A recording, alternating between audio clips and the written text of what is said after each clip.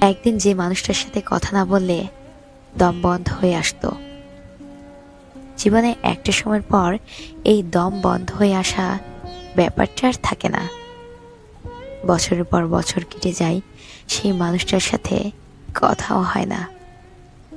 যে মানুষটা মেসেজের রিপ্লাই দিতে দেরি করলে কিংবা একদিন মেসেজ না দিলে প্রচণ্ড কষ্ট হতো, কোনো একদিন হয়তো সেই মানুষটা মেসেজ লিস্টেই থাকে না, পড়ে থাকে অসংখ্য ব্লক লিস্টের ভিড়ে।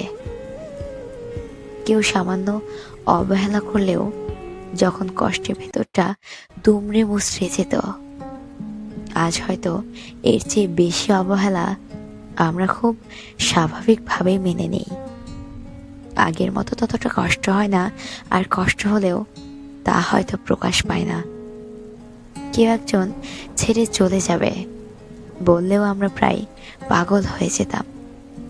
ভাবতাম ও আমাকে ছেড়ে চলে গেলে আমি হয়তো থাকতেই পারবো না। রাত জেগে সেই মানুষটার জন্য কান্না করতাম। আজ সেই মানুষটা ছাড়াই আমরা ভালো আছি। আজ আর কেউ হারিয়ে গেলে তার জন্য রাত জেগে কান্না করি না, বরং তাকে ছাড়াই ভালো থাকতে শিখে যায়। সময়, পরিবেশ, পরিস্থিতি মানুষকে অনেক কিছুই শেখায়। মানুষ মেনে নিতে শিখে, মানুষ মানিয়ে নিতে শেখে, মানুষ বুঝতে শেখে কাউকে নিজের বলে দাবি করলেই তাকে নিজের করে পাওয়া যায় না। সারা জীবন একসাথে থাকবো বলে কথা দিলেও শেষ পর্যন্ত কেউই একসাথে থাকে না। সবাই ছেড়ে চলে যায়, এটাই নিয়ম, এটাই বাস্তবতা।